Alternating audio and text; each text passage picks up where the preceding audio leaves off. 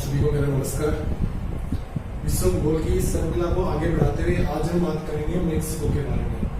दोस्तों, मेक्सिको के बारे में हम क्या क्या अध्ययन करने वाले हैं उसका जो संक्षिप्त परिचय मैं आपको दे देता हूँ। इस वीडियो में हम मेक्सिको के बारे में जानेंगे, मेक्सिको की लोकेशन के बारे में, मेक्सिको की इतिहास के बारे में, मेक्सिको की जो कैपिटल है, मेक्सिको की करेंसी, मेक्सिको का जो फ्लैग, मेक्सिको का जो धर्म है और मेक्सिको की जो लैंग्वेज है, इसके अलावा जो अमेरिकन मेक्सिकन बॉर्डर है, आदि चीजों का हम अध्ययन करेंगे इस वीडियो में।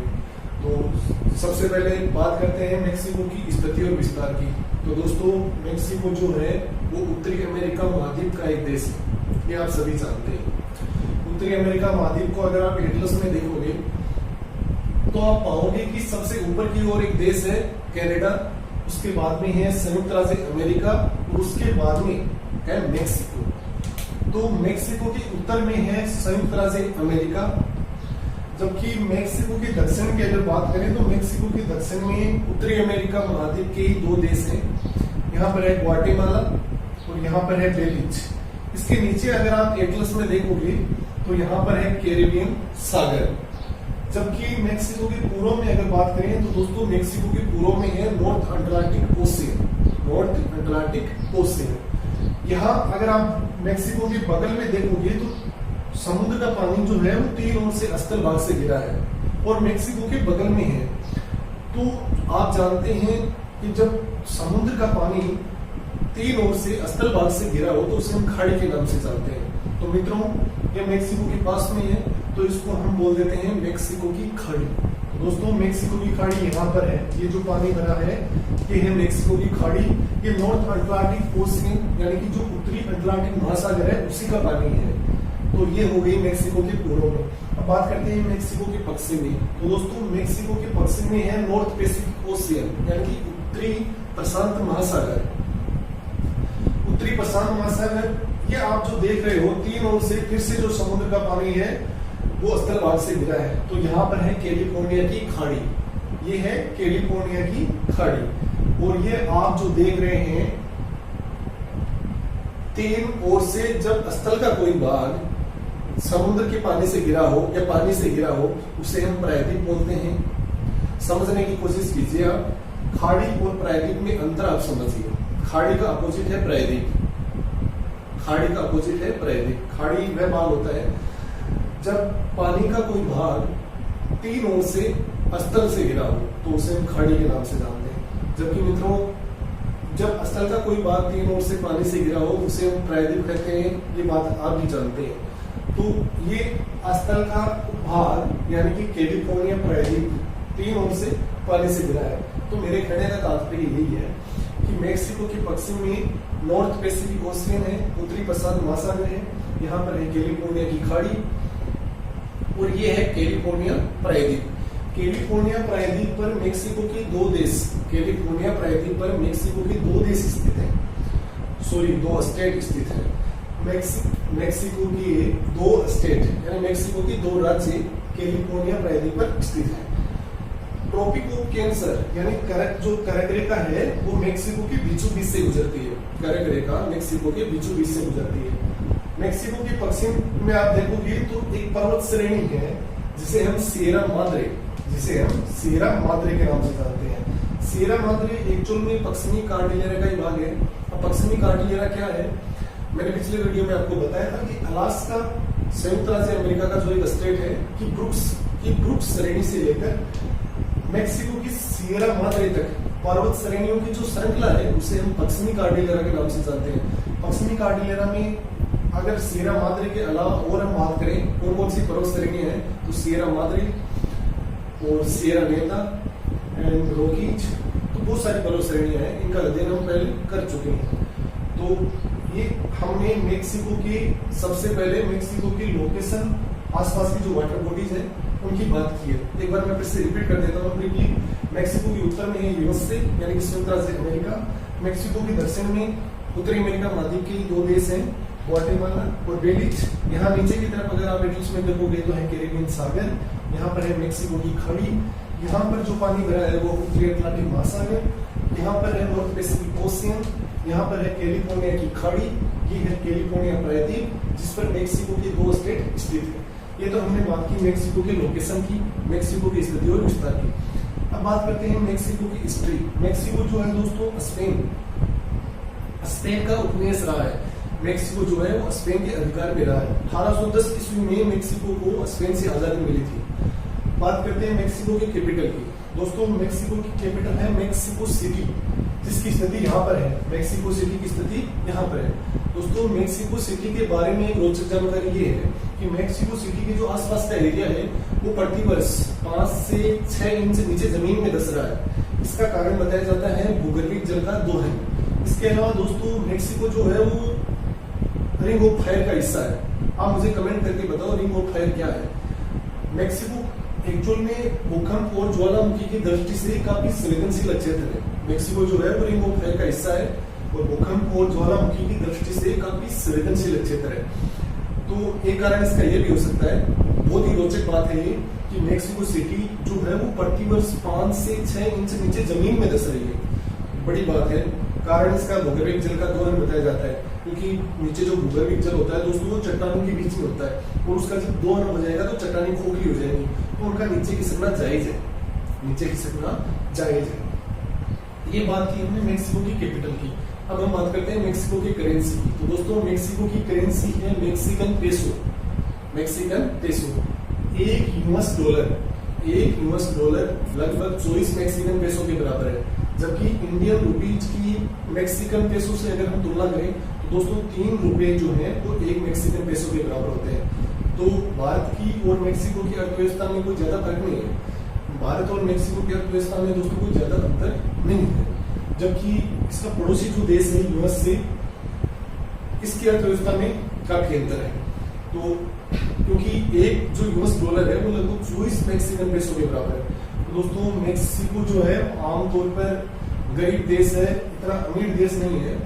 और मेक्सिको जो है आमतौर पर जो आपराधिक गतिविधियां हैं जैसे ड्रग्स की स्मगलिंग है, अवैध हथियार है, गैंग वॉर है, अभी के लिए बदनाम देश है मेक्सिको।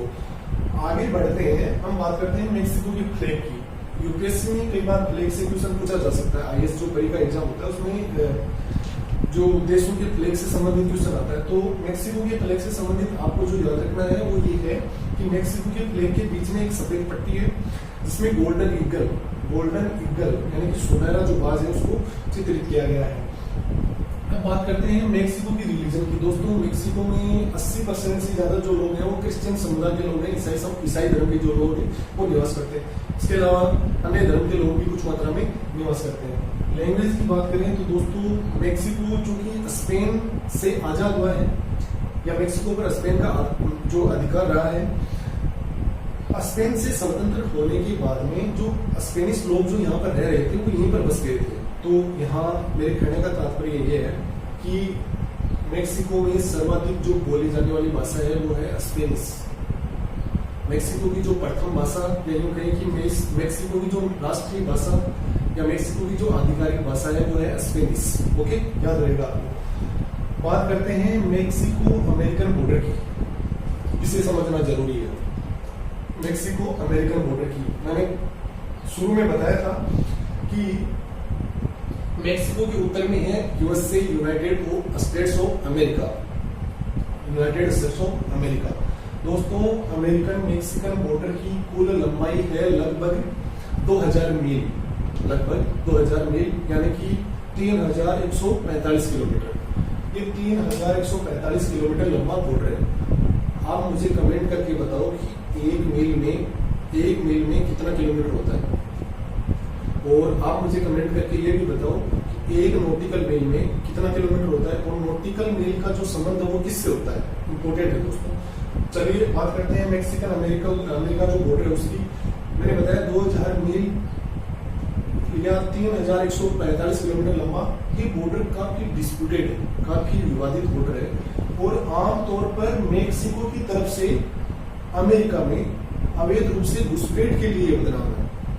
अवैध रूप से घुसपैठ के लिए अक्सर ये विवादित है, चर्चा में रहता है। अमेरिकन मेक्सिको बॉर्डर दोस्तों आप जानते हैं अमेरिका जो है काफी विकसित देश है।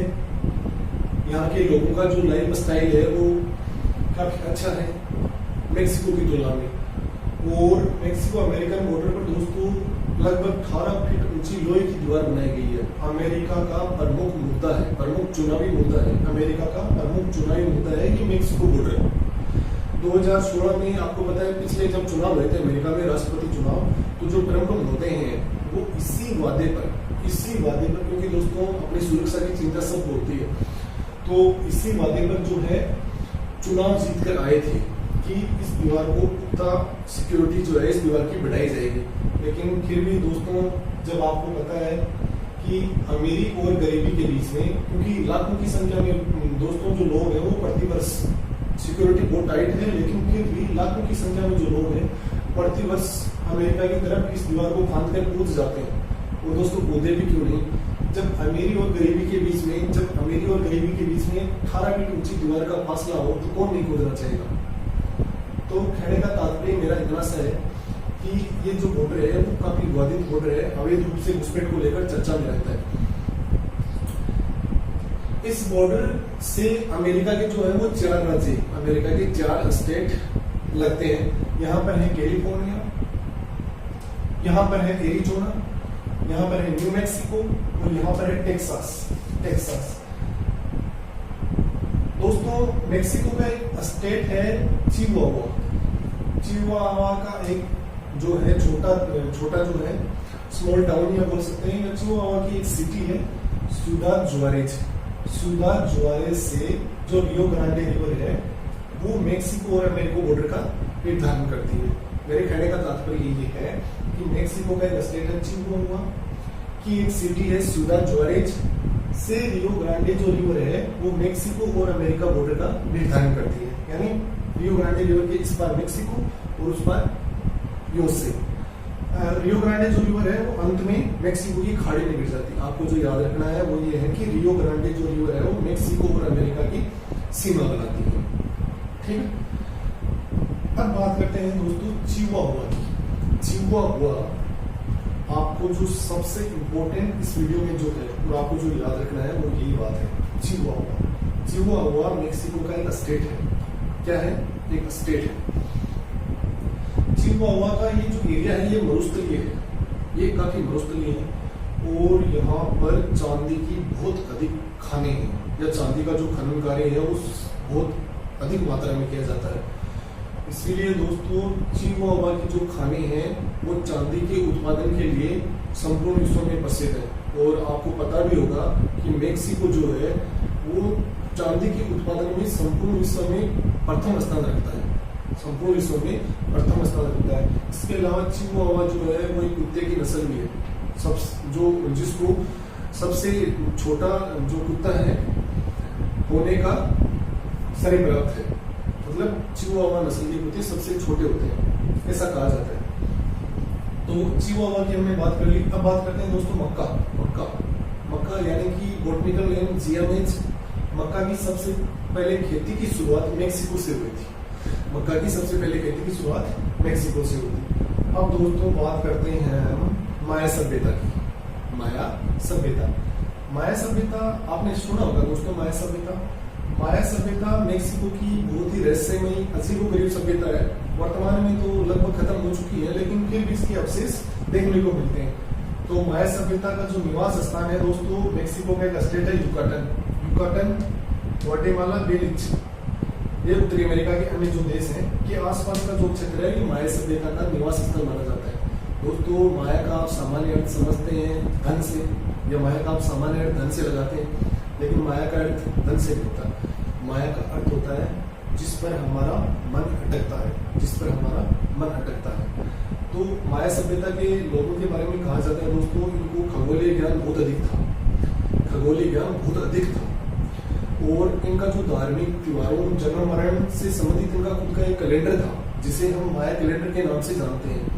और माया कैलेंडर के बारे में आपने सुना भी होगा, अक्सर चर्चा में रहता है माया कैलेंडर। और माया कैलेंडर के बारे में इन लोगों का मानना है कि हमारे कैलेंडर की जब तारीखें समाप्त होती है तो इस पृथ्वी का अंत होता है और हमारे कैलेंडर की जब शुरू होता है तो इस पृथ्वी पर एक नए युग की शुरुआत होती है। 2012 में इन्होंने ऐसी भविष्यवाणी की थी, दिसंबर 2012 में आपको याद है तो इन्होंने ऐसी भविष्यवाणी की थी कि हमारे कैलेंडर का अंत हो रहा है और इस पृथ्वी का अंत हो जाएगा, लेकिन दोस्तों ऐसा नहीं हुआ, ना तो अंत हुआ और ना शुरुआत। तो ये हमने बात की थी माया सभ्यता की। तो मेक्सिको के बारे में ये सब हमने जाना है। उम्मीद करता हूँ आपको पसंद आया होगा। अगर आपको पसंद आया तो लाइक कीजिए, और अगर आप मुझसे कुछ कहना चाहते हैं तो मुझे कमेंट करके बताएं, और आप हमसे जुड़े रहना चाहते हैं तो हमारे चैनल को सब्सक्राइब करिए। धन्यवाद। जय हिंद, जय भारत।